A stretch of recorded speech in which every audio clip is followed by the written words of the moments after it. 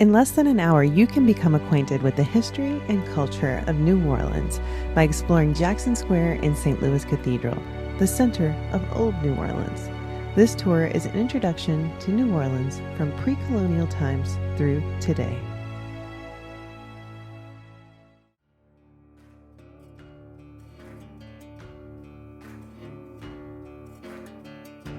Jackson Square. Welcome to New Orleans. I hope your stay in our enchanted city is magical. Step with me into the liminal space of this swampy city and feel the spirits of all who came before rushing past you. This tour dives into the deep, so know that your party will resume. But first you must pay homage to the circumstances, both happy and wrenchingly sad, that built the Crescent City.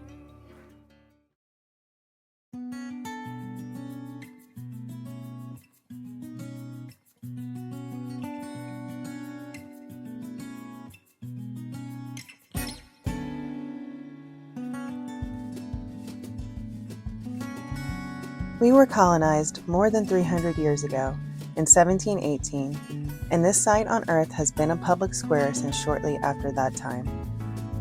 It was originally designated in the city plans in 1721 by engineer Pierre Leblanc de la Tour and his assistant Adrien de Poget.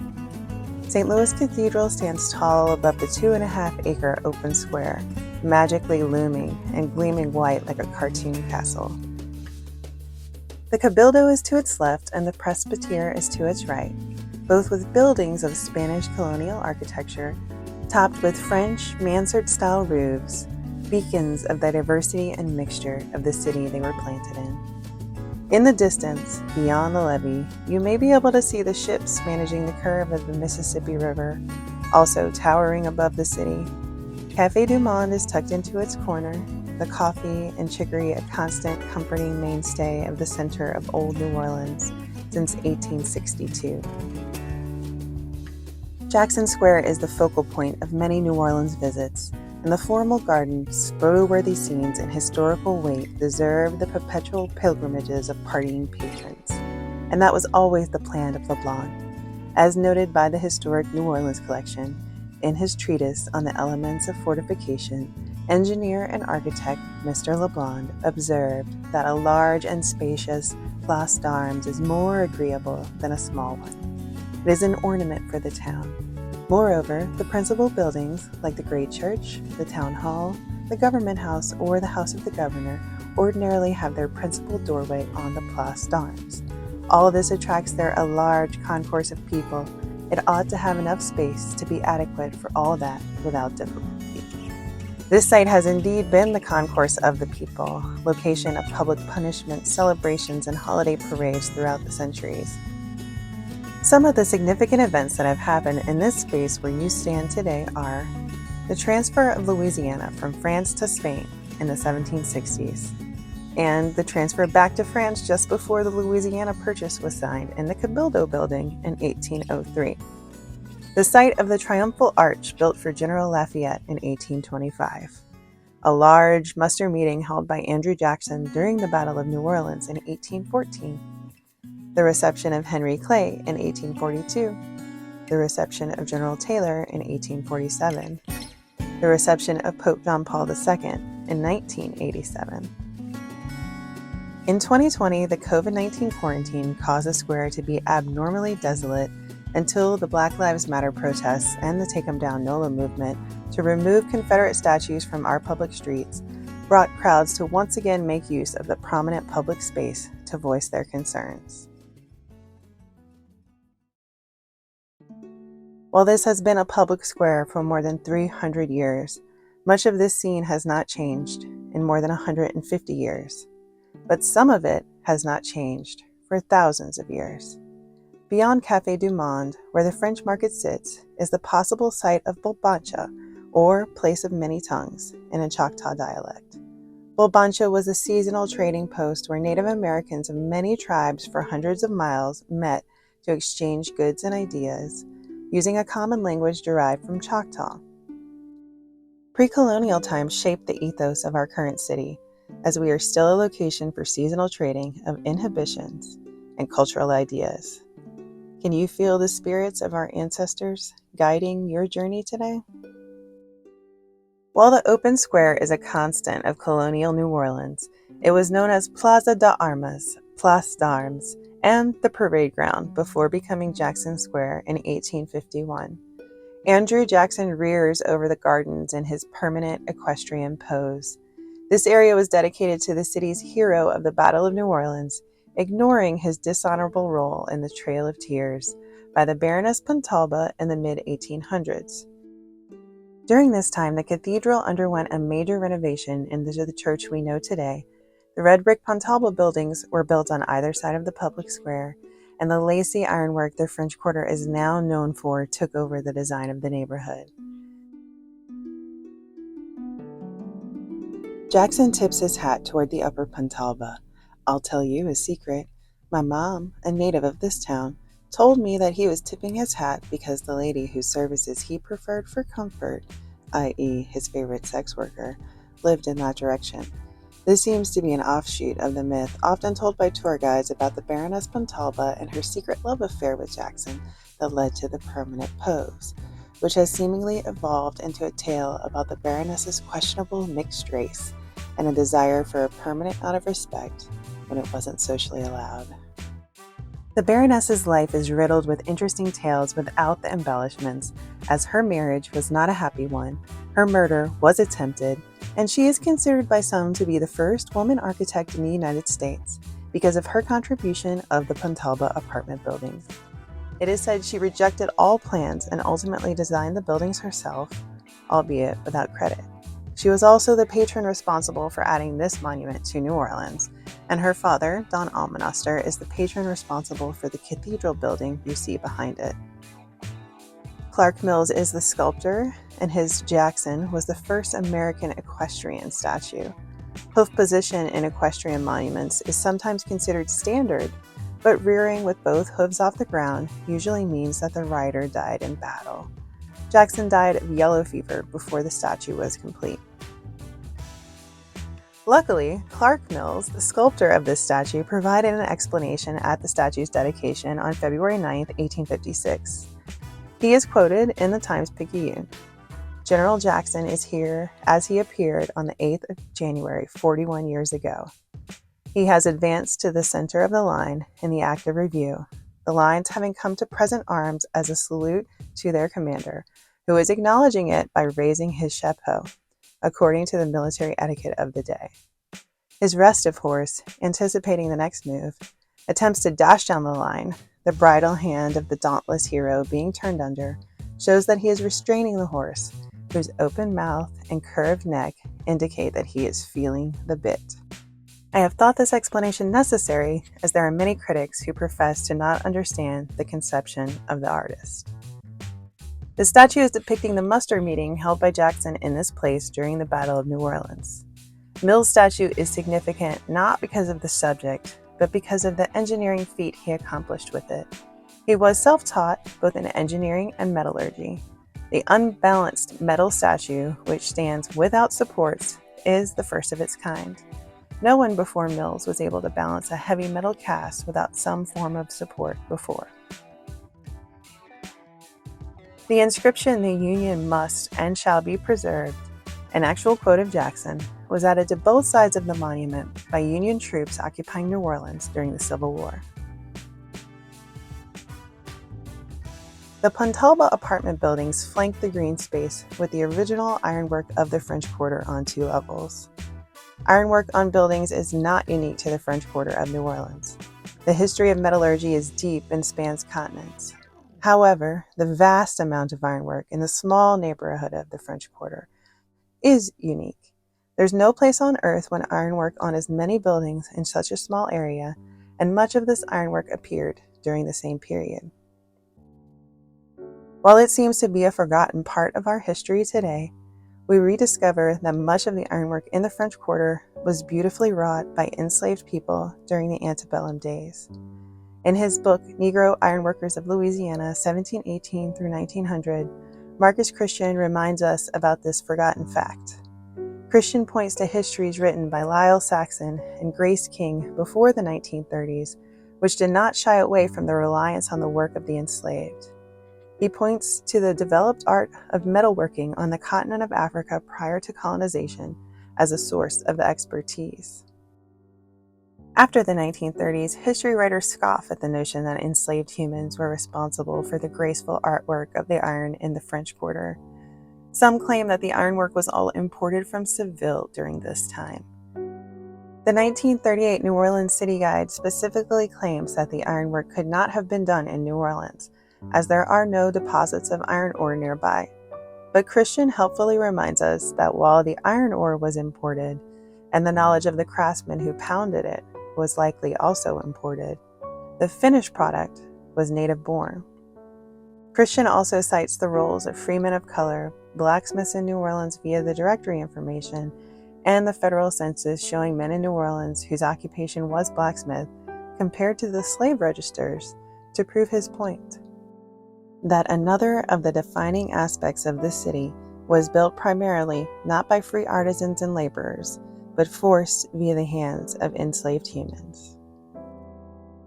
However, Christian does not point out the symbolism embedded in the designs of the wrought iron that reveal this fact as clearly as the smell of fresh coffee and sour liquor permeates the square. The sacred West African Indigra symbols are on display in the graceful curves, allowing our enslaved ancestors to continue to protect the city centuries later. In the ironwork wrapping the Pontalba buildings, you can find the monogram AP for Almonaster and Pontalba, but if you look carefully, you can also find Indigra symbols hidden in the ironwork, particularly the one meaning that which shall not be burned, as these buildings were built after the two great fires, but still within the memories of the living. Including this symbol seems particularly significant.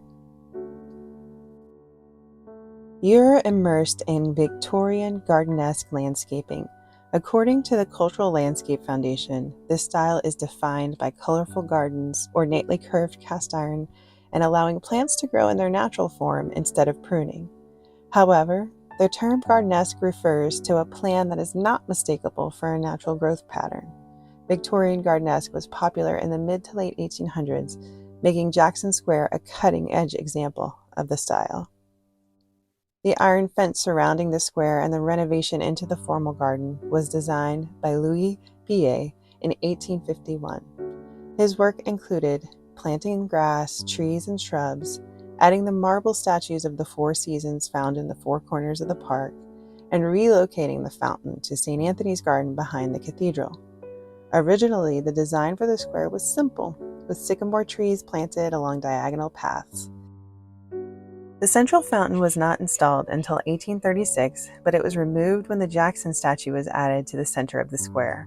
Very little has changed since PA completed his renovations, as is confirmed by images from the 1860s. In 1895, another fountain was added that was removed. The current fountain was added in 1960 to honor French President Charles de Gaulle, who visited. In the early 1970s, Carlos Cascio, a landscape architect from Plaquemine, renovated Jackson Square, removing car access for 3 streets surrounding the square and transforming it into the pedestrian paradise we know. New Orleans is sometimes called the city that care forgot, and while this attitude can be the most appealing thing about our culture, it can also lead to devastating circumstances. In 2023, one of the 150-year-old oak trees in the square, suffering from rot and disease, collapsed on a person enjoying the scenery. In an aerial image from 2022, you can see the doomed tree clearly. Maintaining this central hub of tourism in a city reliant on the visits of tourists was seemingly forgotten. Many souls have passed through this small piece of earth, and now you know about a few and become one of them. Take these stories with you as you explore the city. Your knowledge is a relieving balm that you can share with others you encounter, never ruining the magic of New Orleans, but adding layers to understand it more deeply.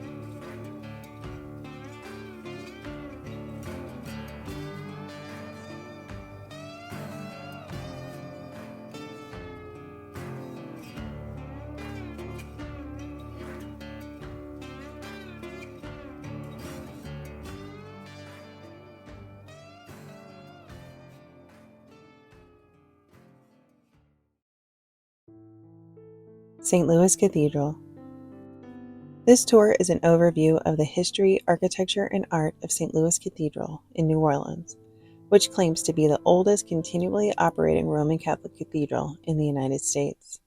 It was the first church built in the area that became the Louisiana Purchase. This tour focuses on the craftsmanship of the building and its decorations, not the religious veneration of the site. You can find a list of sources for this information in the description. You will need approximately 30 minutes to complete this tour, but please pause to imagine this same scene 150 years ago. The baptism of Marie Laveau, among many other famous or infamous New Orleanians, or any other awe-inspiring vision that needs to be appreciated. We will start outside briefly. Before you enter the church, you'll see a statue of Pope John Paul II to the right of the entrance. The Pope visited in 1987 and was canonized in 2014. He is the only Pope to ever visit New Orleans, but we've had many saints pass through. This statue was added in 2018. It is 6 feet tall and features the Pope with a little boy and a little girl. It is marble and was carved in Italy by Franco Alessandrini. The artist split his time between New Orleans and Italy and worked with the Italian American Cultural Center to add this monument to New Orleans. Notice the iron gate and the ironwork on the 2 flanking steeples. While this is considered one of the oldest churches in the nation, the center steeple was added in the early 1800s, and the ironwork was added around the 1850s, when the church underwent major renovations, including expanding the inside to accommodate a growing congregation. More on this later. The Baroness Pontalba, who built the apartment buildings on either side of Jackson Square, is credited with introducing the iron trend to the Crescent City. In her ironwork, you can see her initials AP for Almonaster, her maiden name, and Pontalba, her married name. If you look closely, you can also find Ndinkra symbolism from West Africa in the designs, particularly a symbol meaning that which shall not be burned. The ironwork on the church also has distinctive Ndinkra designs. It is believed that the symbolism was incorporated by enslaved people who did the work to build the city, blessing us with the symbol against another devastating fire. Next, we discover the bell, clock, and center steeple. According to the official website of St. Louis Cathedral, a clockmaker from New Orleans named Jean de la Chaux obtained the clock for the facade. The city council agreed to pay for it because it was a project of general civic interest. Famed architect Benjamin H.B. Latrobe, who is best known for his design of the United States Capitol, worked with de la Chaux to build the tower and place the clock and bell in 1819. He was in New Orleans to build a new waterworks system. The clock's bell is named Victoire. It bears the inscription in English and French, "Brave people of Louisiana." This bell, whose name is Victory, was cast in memory of the glorious 8th of January, 1815. The inscription commemorates the Battle of New Orleans. This was Latrobe's last project before he died of yellow fever. However, the bell and clock tower collapsed during the renovations of the mid-1800s, along with several of the walls. The clock was dismantled before the renovations, and parts were used to make a new clock. Stanislas Fournier was a French clockmaker who came to New Orleans to build a clock in the St. Louis Hotel. His new clock in the cathedral used a single mechanism to turn 3 dials. The clock in the church tower, one over the organ inside, and one on the rear wall of the church over St. Anthony's Garden. The bell tower was rebuilt with a design by architect J.N.B. Dupuyer. Not visible today, but beneath the slate tiles of the center steeple is the original intricate iron and cypress steeple from Dupuyer's original design. It only adorned the church for 6 years before it was covered with weatherproof slate. There are now 7 bells which still ring out hourly.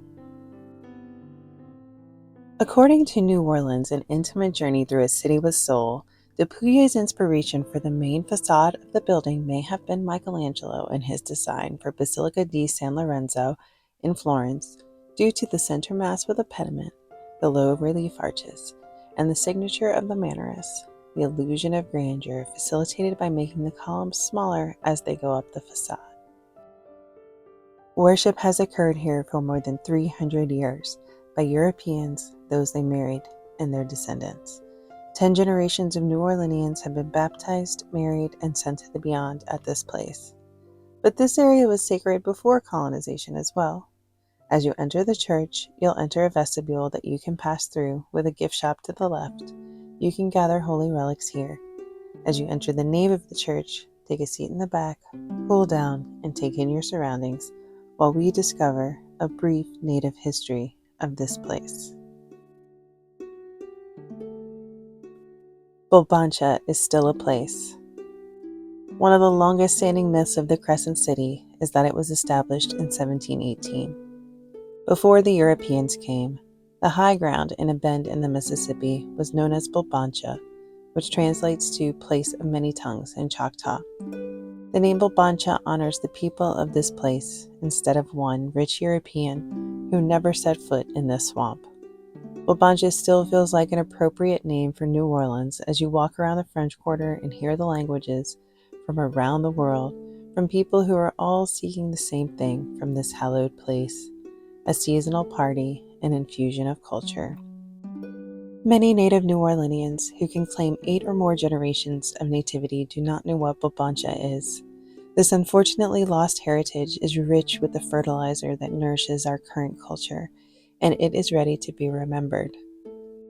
We know that the beautiful Crescent was a trading post and that they selected this place for seasonal trade because of the high ground. Bayou Road, which still exists, is known as the oldest road in the city because it existed before the Europeans invaded. It connects the river to the lake. The lake, which was called Aquata, or Wide Water, instead of Pontchartrain, was the shortcut to Bulbancha instead of coming up the mouth of the Mississippi River. We also know that, like many of you, they did not live here because it is storm-prone and it's seasonally flooded before the levees were built. Geologically, this flooding is what formed the land. Over thousands of years, sediments were deposited that stayed after the flooding receded. There is no bedrock in New Orleans or any of the Mississippi River Valley below the mountains of Arkansas, but there is silt and sediment approximately 6 miles deep, on which the city is built, and upon which humans of many cultures have celebrated life together for thousands of years. On this mud, a church has stood and sunk for 300 years. It is considered the oldest cathedral in continuous use in the United States. This is the 3rd version of the church built in this spot. This site has been used for a church since the beginning of the colonial days. The first was a small wooden structure that was destroyed by a hurricane in the early 1720s. Louis Lowenstein writes in his History of St. Louis Cathedral from 1882, on the 11th of September 1723, a fearful tornado or hurricane devastated the colony and played particular havoc with the little city. The hospital and 30 houses were swept to the ground as though made of cardboard. 3 vessels that lay in the river at the time were driven on shore, and houses and crops on the plantations above and below the city irreparably ruined. The wind had no respect for the sacred, as it blew into atoms the little insignificant parish church, the first place of worship ever erected in Louisiana. The original structure was replaced by a more formal building in the mid-1720s. Adrien de Pouget designated this spot for a church in his original city plans. The second church was burned in the 1788 fire. The funding for a new church came from the Almonaster family, who you may remember from the Pontalba buildings flanking Jackson Square outside. The Baroness's father provided the funding, and he is one of the people buried beneath this church. The 3rd iteration of the church was completed in 1794, right after the Second Great Fire in the French Quarter. The nearly rebuilt church was spared in the second disaster, some might say miraculously, as the fire did burn the cabildo next door. It was dedicated on Christmas Eve of the same year. The second version of the 3rd church was completed around 1819 when the center bell tower, designed by Latrobe, was added. However, much of the church, if not all, was rebuilt during the restorations in the 1850s. The addition of the Pontalba apartment buildings led the cabildo and presbytere to add more prominent roofs to match the grandeur. The church started to look diminutive by comparison, so the renovations sought to expand to accommodate the congregation and to add a 3rd story to match its neighbors. However, during the renovations, the wall started to collapse, along with the bell tower. and almost none of the 1794 structure remains. This is technically the third version of the third church and dates to about 1851.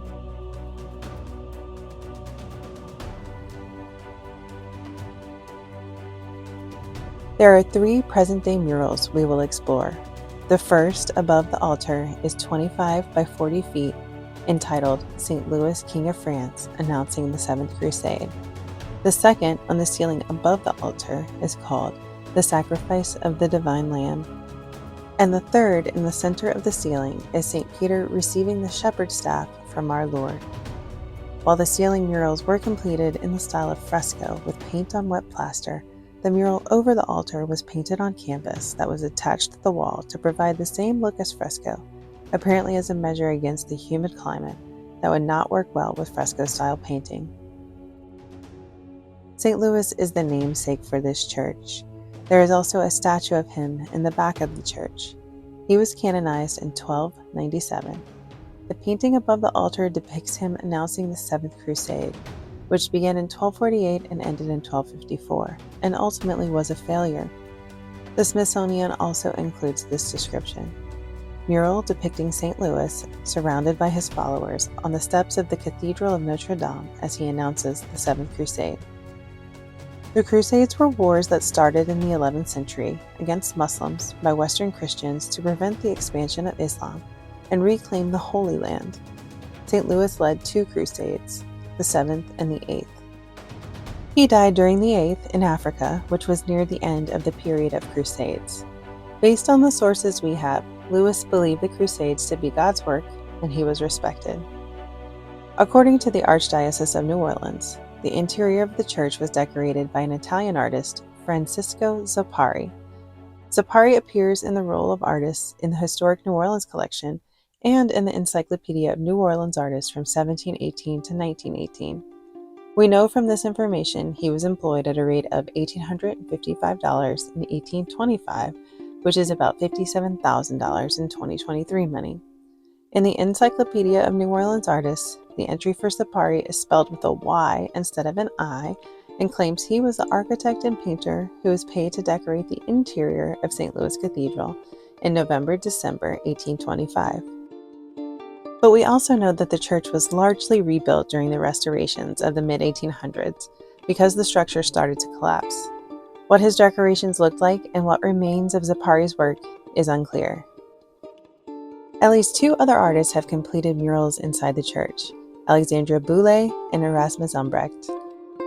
Other sources claim that Domenico Canova possibly helped paint the church as he painted murals in churches in Louisiana from 1840 to his death in 1868, which would cover the period of the mid-19th century renovations. In 1905, Willis J. Roussel wrote in his Jottings of Louisiana, illustrated historical sketch of the most illustrious landmarks of New Orleans and the only remaining buildings of colonial days, that the murals were completed by eminent artist Casanova, whose name has been handed down to posterity, and the artistic execution has caused this work to be classed as masterpieces, which, with the flight of time, have been secretly preserved up to this present day. Some few figures, however, were replaced by new subjects more in keeping with the ideas of the 19th century, while others were retouched by the artist Erasmus Umbrecht, the colors having become faint with age. Alexandra Boulay is the artist who is recorded to have painted the interior murals during the 1850 renovations. We have no record of Canova working on them. Boulay's art is vividly described in an article from the Times-Picayune. The original mural over the altar was St. Louis offering his crown to the Virgin Mary, and a group of angels, with one crowning Louis with a laurel wreath. There are also murals of faith, hope, and charity, represented by full figures and their emblems, the 4 evangelists, and St. Cecilia playing an organ surrounded by angels. Erasmus Umbrecht did more than touch up these murals. He repainted the mural over the altar and the frescoes in 1872, when the artist arrived in New Orleans. The mural announcing the Seventh Crusade is signed E. Umbrecht, 1892. With binoculars, you can see the signature on the lower left-hand side of the mural, to the left of the soldier's shoe. We no longer have the painting of faith, hope, and charity, but the 4 evangelists are still in the ceiling murals, and St. Cecilia is still over the choir loft. In an advertisement from June 10, 1877, in the Morning and Catholic Register, E. Umbrecht takes credit for the art. The ad reads, Southern religious artist E. Umbrecht, fresco painter, having given entire satisfaction to his many patrons, has been encouraged to open a studio at 76 Carondelet Street, between Poydras and Perdido Streets, Residence 390 Good Children Street, 3rd District, for the display of his paintings. He is prepared to execute orders for all kinds of work, including life-size pictures for churches, Stations of the Way of the Cross, banners, etc., as also for frescoing churches. Prices adapted to the present circumstances of our people, and consequently below those charged for the same works as per catalogues from the North, refers to His Grace, the Most Reverend Archbishop, and to the clergy of New Orleans, and to his fresco paintings in the following churches: Cathedral, St. Augustine's, and Holy Trinity. The public are cordially invited to visit Mr. Umbrecht's studio and examine his works. Restoration in the mid-1990s was completed by the Conrad Schmidt Studios because a 24-square-foot chunk of plaster fell from one of the murals. A 1995 article in the Times-Picayune provides the full explanation. The damaged mural is called Sacrifice of the Divine Lamb. Umbrecht painted it on the ceiling as part of extensive restorations to the cathedral in 1872. He apparently restored his own work 20 years later. In 2023, Gail Benson, owner of the New Orleans Saints American football team, made it her passion project to once again restore the ancient church. She is fundraising for a full restoration as the church is sinking and causing structural damage as well as damage to the art. Turning back to the art. Sacrifice of the Divine Lamb is the mural that appears on the ceiling above the altar. It depicts God the Father with a lamb on an altar holding a golden cross. 12 kings surround them with 2 angel figures holding a banner that reads, in French, Behold the Lamb of God who takes away the sins of the world. The mensa, or altar table, is white marble supported by 4 caryatid angels. Behind is a classical entablature and pediment with 6 fluted Corinthian columns supporting, and the Sacred Heart of Jesus in the center of the pediment. The frieze below the pediment reads, Behold the Bread of Angels, in Latin. Statues of St. Peter on the right and St. Paul on the left flank the entablature. The 3 sculptures on top are, from left to right, Hope, Faith, and Charity. Around the sanctuary, you'll find the inscription in Latin, My blood is drink indeed. I am the way, the truth, and the life. My flesh is food indeed. The altar was constructed in Ghent, Belgium by Louis Gill. Research on the altar and altar screen will produce references that claim they are Baroque or Rococo in design. An example of Baroque architecture is the colonnade around St. Peter's Basilica in Rome by Bernini, so there are clear similarities. Rococo is the art movement following Baroque with more elaborate and whimsical designs, so the references to Rococo style are also clear. However, Greek Revival architecture was most prevalent at the beginning of the 19th century. The classical entablature and pediment over the Corinthian columns seems to point to Greek Revival as the inspiration over other styles. Notice the large wooden scallop shell above the lectern. This unique design was thought to work to amplify sound before microphones. There are now microphones in the church, as well as numerous screens to make it easier to see and hear the proceedings, but this architectural feature remains. On the left of the altar sits the bishop's chair. Moving up along the arch of the sanctuary, the inscription translates to, Holy, Holy, Holy, Lord God Almighty. The painting in the center of the ceiling, entitled St. Peter Receiving the Shepherd's Staff from Our Lord, bears a French inscription which translates to, Feed my lambs, feed my sheep. St. Louis was known to care for the poor and hungry. The top of the painting depicts God the Father surrounded by disembodied angels, with the Holy Spirit portrayed as a white dove, flanked by 2 angels with bodies and the banners bearing the inscription, all reigning above an ancient city scene with sheep and a cross in the background. Jesus stands center of the mortal realm with a staff and 11 apostles surrounding him. I could not find an explanation or description of the painting, so this is my own interpretation. The apostles are mostly depicted on opposite sides of their corresponding representations in The Last Supper by Leonardo da Vinci. Peter is to Jesus' left and holds 2 cross keys and is receiving the staff from Jesus. Next to him, Andrew holds a fish to his chest. Between Jesus and Peter, doubting Thomas sits with his head slightly bowed. James stands holding a Bible next to him. Bartholomew is next to James. To Jesus' right, John kneels in worship beside him. James the Less is barely visible in a maroon robe with his face away from the viewer and his hair dark. He sits next to John. Simon sits closest to us with his hand on a rock and his left hand holding a Bible. Matthew stands second from our left with his arms wide, talking to Jude, who is at the far left of the painting on Jesus' right. Philip stands to Matthew's left with his hands folded in prayer. There are 4 medallions surrounding this fresco, which house the evangelists, Matthew, Mark, Luke, and John. In the niches between the columns, you'll find 10 of the 12 apostles. St. Peter is painted on the ceiling of the altar, and Judas is left out. Moving down to the balcony level or gallery, supported by Ionic columns, the gallery ceiling features the archbishops of New Orleans. Flags on the right of the nave show the flags that have ruled over New Orleans since this site of worship was established, including the French fleur-de-lis, the Spanish flag, the English flag, the Napoleonic France flag, the early United States flag, and the flag of the West Florida Rebellion. Flags on the left are associated with the Catholic Church in the Diocese of Louisiana. The gallery is supported by Doric columns on the ground floor.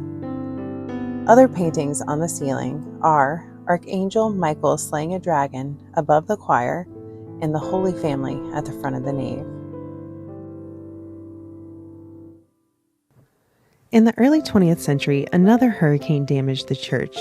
During the renovations, an explosion occurred in the church. The main damage caused was blowing out the stained glass windows, according to the news article. This was confirmed by a 21st century archaeological dig after Hurricane Katrina, which discovered many glass fragments in St. Anthony's Garden. The stained glass was added in 1929. It was produced by the Oitman Studio of Linneck, Germany. There are 10 stained glass windows with detailed depictions of the life of St. Louis IX. Feel free to move around the church and pause the tour to see the windows more closely, with respect, as I describe each to you, starting from the left side, front to back. Number 1, St. Louis and his mother, St. Blanche of Castile. Number 2, Coronation of St. Louis, King of France, 1226. Number 3, the Marriage of St. Louis, 1234. Number 4, King Louis IX, builder of Sainte-Chapelle, 1241. Number 5, St. Louis sails for the Crusade, 1248. On the right side, facing the altar, back to front, number 6, St. Louis receiving the King of Damietta, 1249. Number 7, St. Louis visiting the lepers. Number 8, the sickness and death of St. Louis, 1270. Number 9, the burial of St. Louis, 1271. Number 10, the canonization of St. Louis, 1297. As you finish the last stained glass window, you'll be in St. Joseph's Chapel on the right of the sanctuary. Here you'll find the baptismal font, which is one of the oldest artifacts in the cathedral, dating to Almonaster's original third church from 1794. This is the font used to baptize Catholics in New Orleans for 229 years, including notorious citizens like Marie Laveau and common citizens like many enslaved children and the immigrant Italians at the beginning of the 20th century. Almonaster's grave is located on the floor here. Above is a statue of St. Joseph entitled Foster Father of Jesus, and above the statue is a painting of St. Francis receiving the stigmata, which is said to have been from Belgium and in this location since 1851. St. Louis was a Franciscan. The marble floor of the center aisle was designed by a free man of color in 1851. Eugene Warburg was a marble sculptor and cutter. Initially, I could not locate him in the Encyclopedia of New Orleans Artists, but he is listed, along with his brother, who probably completed his design. According to a post by the Historic New Orleans Collection, Eugene proposed this design in 1851 during the expansions. He was born into slavery in 1825. His father was a German Jewish businessman who freed his son in 1830. Eugene also created busts, tombs, and statues. However, he left New Orleans in 1852 due to the, quote, worsening racial situation for free black men in the South, unquote. His brother Daniel took over his shop. As you exit on the back left side of the nave, make sure to stop by the prayer room opposite the gift shop of the Venerable Henrietta de Lille. This was the baptistry previously, but now it serves as the sacred chapel to one of the most prominent Catholic New Orleanians. A Creole woman of color, Henrietta founded the Sisters of the Holy Family, which is one of the oldest surviving congregations of African American religious orders. She is being considered for canonization by the Church, and once her miracles are proved, she will be the first African American saint ever.